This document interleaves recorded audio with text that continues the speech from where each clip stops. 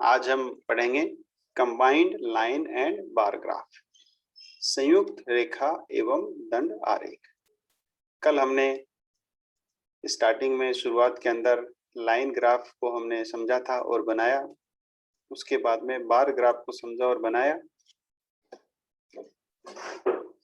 कल हमने दोनों को अलग अलग बनाया था, लेकिन आज हम दोनों को संयुक्त रूप से संयुक्त रूप से हम दोनों को एक साथ बनाएंगे। जब हम दोनों को एक साथ बनाते हैं तो उसे हम बोलते हैं संयुक्त रेखा एवं दंड आरेख, यानी कि इसमें लाइन भी बनेगी और इसमें बार दंड भी इसके अंदर बनेगा। इसके अंदर दोनों एक साथ हम बनाएंगे। ग्राफ है तो ग्राफ पेपर पर बनेगा। इसकी 2-4 लाइन की थ्योरी है, उसको हम समझने की कोशिश करते हैं कि आवाज आ जाएगी, कोई दिक्कत नहीं। कि यह एक विशिष्ट प्रकार का आरेख होता है जिसमें रेखा तथा दंड संयुक्त रूप से दिखाए जाते हैं। देखिए क्या लिखा है, विशिष्ट प्रकार का आरेख। ग्राफ है लेकिन फिर भी क्या लिखा हुआ, विशिष्ट प्रकार का आरेख। मैंने आपको आरेख भी बना के बताया था कि लाइन डायग्राम और बार डायग्राम कैसे बनता है। तो वास्तव में ये विशिष्ट प्रकार का आरेख होता है जिसके अंदर रेखा तथा दंड संयुक्त रूप से दिखाई जाते हैं। ये आरेख मुख्यतः किसी स्थान का वर्ष के 12 महीनों में तापमान तथा वर्षा को दर्शाने के लिए प्रयोग किया जाता है। आप इसका स्क्रीनशॉट ले लीजिए, या आपकी बुक के अंदर कमी मिलेगा, नहीं मिलेगा, आप इसका स्क्रीनशॉट ले लीजिए ताकि कोई दिक्कत नहीं आए किसी प्रकार की। यह आरेख मुख्यतः किसी स्थान का वर्ष के 12 महीनों में तापमान तथा वर्षा को दर्शाने के लिए प्रयोग किया जाता है। किसके लिए प्रयोग किया जाता है कि वर्ष भर के तापमान और वर्षा को दर्शाने के लिए प्रयोग किया जाता है। आगे देखो, इंपॉर्टेंट चीज है, तापमान क्रमानुसार परिवर्तन है, इसलिए यह रेखा चित्र द्वारा दर्शाया जाता है। कल हमने बात की थी कि जो क्रमानुसार परिवर्तन है, जिसके अंदर तापमान आता है, वायुदाब आता है, इस प्रकार के जो आते हैं उनको हम किससे दिखाते हैं, उसको हमें लाइन ग्राफ के द्वारा दर्शाते हैं। और जबकि पुरुषा अक्रमानुसार परिवर्तन, पहले वाला जो था उसका यदि रिवर्स है जिसमें क्रम के अनुसार परिवर्तन नहीं होता है तो वह अक्रमानुसार परिवर्तन होता है। उसमें किसको शामिल करते हैं, उसमें हम शामिल करते हैं वर्षा को उसमें शामिल करते हैं, क्योंकि वर्षा के अंदर कोई क्रम के अनुसार परिवर्तन नहीं होता है। यदि बाई चांस बादल फट गए, जहां 60 सेंटीमीटर बारिश होती है, बादल फटने से वहां 200 सेंटीमीटर बारिश हो गई, अचानक 60 से 200 सेंटीमीटर बढ़ गई, तो ये कोई क्रम नहीं है। हो सकता है कि अगले साल सूखा पड़ जाए तो 60 सेंटीमीटर न होके 10 सेंटीमीटर रह जाए, तो ये कोई क्रम के अनुसार परिवर्तन नहीं है। इस कारण यह अक्रमानुसार परिवर्तन है, इसलिए इसको बार दंड से दिखाया जाता है। देखो, वर्षा की मात्रा आरेख के दाहिनी ओर, ये थोड़ा गलत लिखा हुआ है। वर्षा की जो है रेनफॉल है उसको हम कहाँ, लेफ्ट साइड के अंदर दिखाएंगे, और जो टेम्परेचर है उसको हम किस साइड दिखाएंगे, उसको हम राइट साइड से दिखाएंगे। ये थोड़ा सा यहाँ पे रॉन्ग है, इसको आप सही कर लेना कि जो बारिश है, रेनफॉल है, उसको हम लेफ्ट साइड में, और जो टेम्परेचर है उसको हम राइट साइड में दिखाते हैं।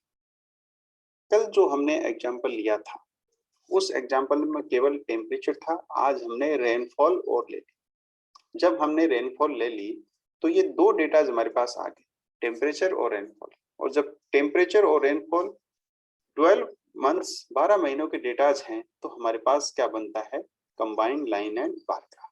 तो हम अब इसको कैसे बनाते हैं उसके बारे में हम इसकी चर्चा करेंगे। अब देखो, ये जो स्लाइड आपको दिख रही है इसमें ये डायग्राम बनाया हुआ है। मैंने आपसे कहा था कि रेनफॉल है, रेनफॉल आएगा लेफ्ट साइड के अंदर। लेफ्ट साइड जो है बाई साइड, वहां रेनफॉल, और जो दाई साइड है वहां है टेम्परेचर डिग्री सेंटीग्रेड के अंदर। नीचे जो है एक्स अक्ष है उस पे हमें क्या दिया गया है, उसमें हमें दिए गए मंथ्स, महीने। नहीं लिखा है तो आपको लिखना है महीने।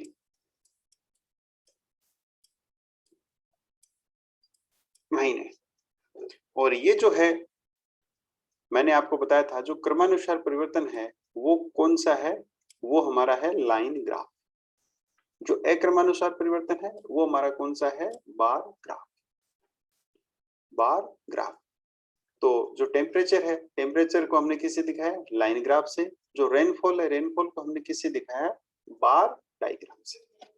अब हम इसको कैसे बनाएंगे, कल वाला तरीका। आप चाहो तो पहले आप लाइन ग्राफ बना लो, आप चाहो तो पहले आप बार ग्राफ बना लो, आप कोई सा भी बना लो, कोई दिक्कत नहीं। बनाने से पहले ये तो आपको ये चेक करना है कि मैक्सिमम और मिनिमम वैल्यू दोनों में क्या दी गई है। जैसे हम इस क्वेश्चन को देखते हैं कि मिनिमम और मैक्सिमम वैल्यू क्या है, क्योंकि मिनिमम और मैक्सिमम वैल्यू हमें नहीं ध्यान होगी तो जैसे ही हम स्केल लेंगे, पैमाना मानेंगे, वैसे ही हो सकता है कि वह पेज से बाहर चला जाए। इस कारण हमें क्या करना है, सबसे पहले देखना है, कल ये एक सेम एग्जांपल था, मैक्सिमम वैल्यू टेम्परेचर की क्या थी 33.6 और मिनिमम वैल्यू क्या थी 13.8।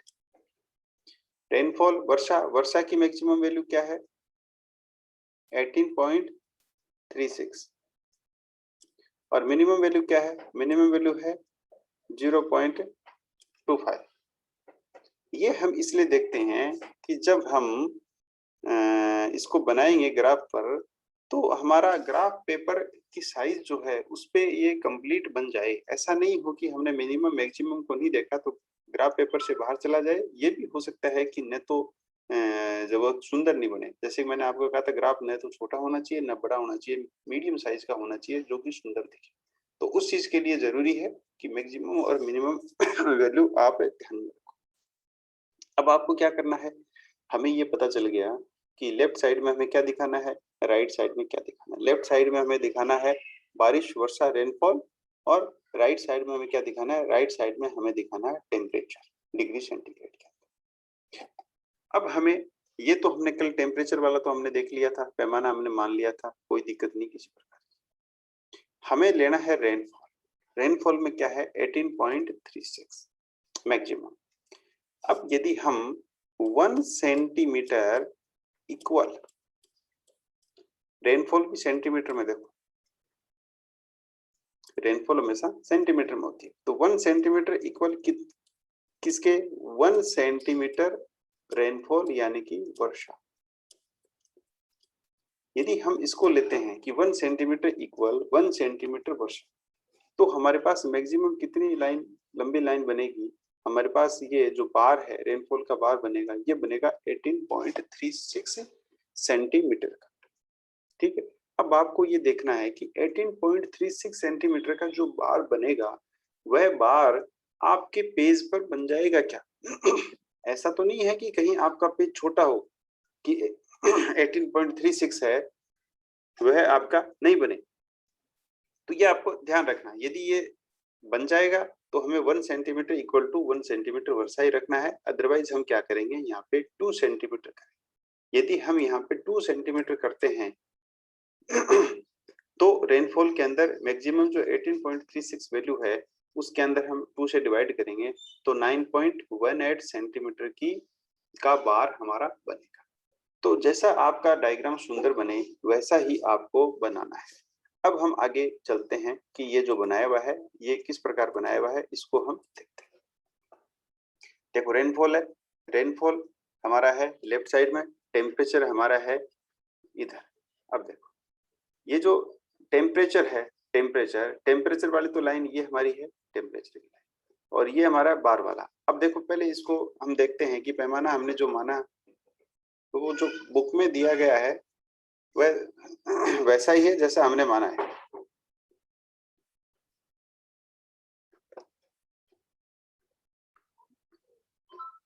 अब देखो ये आप जो बार देख रहे हो, बार कहाँ है, बार है रेनफॉल। रेनफॉल का मतलब, रेनफॉल का मतलब क्या है, हमने लिया था 18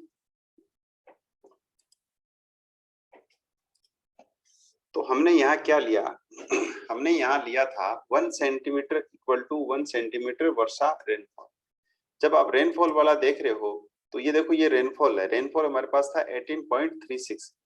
इट मीन्स क्या हुआ, यहाँ पे जो पैमाना लिया गया है वह पैमाना क्या है हमारे पास 1 सेंटीमीटर इक्वल टू 1 सेंटीमीटर वर्षा, ये लिया गया।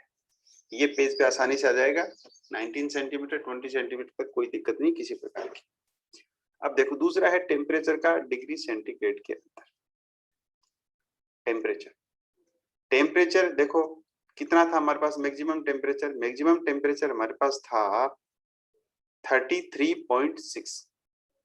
अब देखो यदि हम 33.6 है उसके अंदर यदि हम लेते कि 1 सेंटीमीटर इक्वल 1 डिग्री सेंटीग्रेड, तो हमारे पास कितने मतलब कि ये जो डॉट हमने लगाया है, हम कहें कि जो महीने लिए हुए हैं वहां से ऊपर वर्टिकल कितने सेंटीमीटर की लाइन तक भी ये बिंदु बनता 33.6 सेंटीमीटर। और 33.6 सेंटीमीटर बहुत ज्यादा है, हमारे पास इतना पेज नहीं है, इसलिए जो टेम्परेचर वाला है, टेम्परेचर वाले के अंदर क्या पैमाना लिया, 1 डिग्री सेंटीग्रेड की जगह हमने लिया 2 डिग्री सेंटीग्रेड। 2 डिग्री सेंटीग्रेड लेने पर यह पेज के अंदर आसानी से बन जाएगा।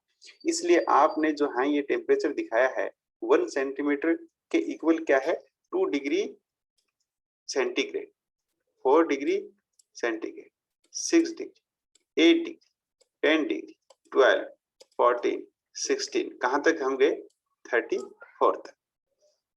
तो आपने क्या किया, पेज की साइज को देखकर मिनिमम मैक्सिमम जो वैल्यू है उसको देखकर आपने यह पैमाना स्केल माना। तो आपको समझ में आ गया होगा कि 1 कब लेना है, 2 कब लेना है, और इसके अलावा भी चेंज करना है तो कब चेंज करना है, ये आपके पेज के अकॉर्डिंग डायग्राम न बड़ा न छोटा उस पर डिपेंड करता है। अब हमें क्या करना है, पैमाना हमने मान लिया। अब हमें या तो आप सबसे पहले ये बार बना लो, कोई दिक्कत नहीं है। बार बनाने के लिए मैंने आपको कहा था कि 0 से आप थोड़ी जगह छोड़ोगे और एक जो बार है, दंड है, उसकी निश्चित मोटाई विड्थ आप लोगे, सबकी सेम होनी चाहिए। यदि आपने 1 सेंटीमीटर ली है तो सभी की 1 सेंटीमीटर ही होनी चाहिए। और 2 बार के बीच में एक जो डिस्टेंस है वह भी आपको सेम डिस्टेंस 2 बार के बीच में रखनी है। तो हमने क्या किया, सबसे पहले हमने ये जो 12 मंथ्स हैं, जनवरी, फरवरी, मार्च, अप्रैल, मई, जून, जुलाई, अगस्त, सितंबर, अक्टूबर, नवंबर, दिसंबर, हमने ये यहाँ पे डिनोट की। उसके बाद में बार की चौड़ाई हमने फिक्स की, ठीक है। उसके बाद में दोनों के बीच की डिस्टेंस हमने फिक्स कर ली। अब हम सबसे पहले वर्षा को दिखाएंगे। वर्षा को दिखाएंगे तो कैसे करेंगे, पैमाना हमने मान लिया। वर्षा देखो, वर्षा में क्या है 2.51, 2.51, तो 2.51 ये देखो 2.51 का हमने क्या बना दिया, हमने 2.51 का हमने बार बना दिया। 2.51 का इसका मतलब निश्चित मोटाई, और ये 2.51, ठीक है। इसी प्रकार हम क्या करेंगे, जो दूसरा डेटा है उसको हम, और मैक्सिमम जो हमारे पास वैल्यू थी, मैक्सिमम वैल्यू थी हमारे पास 18 पॉइंट समथिंग, तो मैक्सिमम का ये रहा 18 पॉइंट ये बार। ऐसे करके हम सारों के बार बनाते हैं। और जो लाइन ग्राफ है, लाइन ग्राफ हमने किस में बनाया था, लाइन ग्राफ हमने बनाया था टेम्परेचर के अंदर। तो टेम्परेचर में हम लेंगे, जैसे कि हम ऊपर वाले में देखें, टेम्परेचर हमारे पास मैक्सिमम था 33.6, 30 और मिनिमम था 13.8। अब देखो ये जो टेम्परेचर वाला है टेम्परेचर 33 पॉइंट मैक्सिमम, ये देखो ये जो बिंदु, तो जिसकी जितनी वैल्यू होगी, जैसे कि ये वाला है, इसकी वैल्यू हमारे पास कितनी है, ये करीब है 25 के करीब, ये सॉरी ये बिंदु है 26 के करीब। हम एक ले लेते हैं, उसको कर ही लेते हैं, कोई दिक्कत नहीं। देखो ये टेम्परेचर में जो दिसंबर वाला है वो है 14.2, यानी कि 14.2। तो 14.2 है, तो 14.2 को हम कैसे दिखाएंगे, ये हमारा दिसंबर है, ठीक है। दिसंबर वाले में टेम्परेचर हमने लाइन से बनाया है, लाइन से बनाया तो कितना था 14.2। तो हमने ये जो बार है, इस बार के बीचों बीच हमें क्या 14.2 के सामने हमें बिंदु लगाना। फिर हम नेक्स्ट देखें, जैसे कि टेम्परेचर है 19.7, तो 19.7 है, तो 19.7 को हमें कैसा करना है, ये नवंबर है, नवंबर के बीचों बीच, ये नवंबर के बीचों बीच, और कहाँ पे 19 पॉइंट, जहां ये यहाँ पे बिंदु है इसके सामने, और ये जो बार है इसको बीचों बीच हम बिंदु लगाएंगे।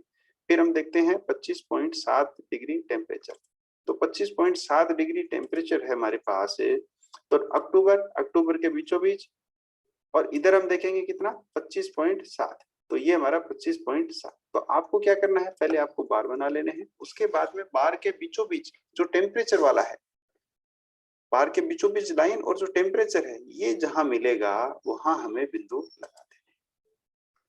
तो इस प्रकार हम जब सभी बिंदुओं को टेम्परेचर वालों को लगा देंगे और उसके बाद में जब हम स्मूथ हैंड से इसको मिलाएंगे तो हमारे पास क्या बनेगा, लाइन ग्राफ। और सारे बार को, दंड को हम बना देंगे तो हमारे पास दंड बन जाएंगे सारे। अब चूंकि इसके अंदर लाइन भी बना है, बार भी बना है, इसलिए हम इसको बोलते हैं संयुक्त रूप से रेखा एवं दंड आरेख। तो आपको याद रखना है कि इसके अंदर लाइन ग्राफ किसका बनता है, लाइन ग्राफ हमारा किसका बनता है, टेम्परेचर का। टेम्परेचर में क्रम के अनुसार परिवर्तन होता है इसलिए बनता है, और जो बारिश है अक्रमानुसार परिवर्तन होता है इसलिए उसमें दंड बनता है। तो इस प्रकार ये सिंपल सा है और आप, उम्मीद है कि आप लोग इसको आसानी से बना लोगे।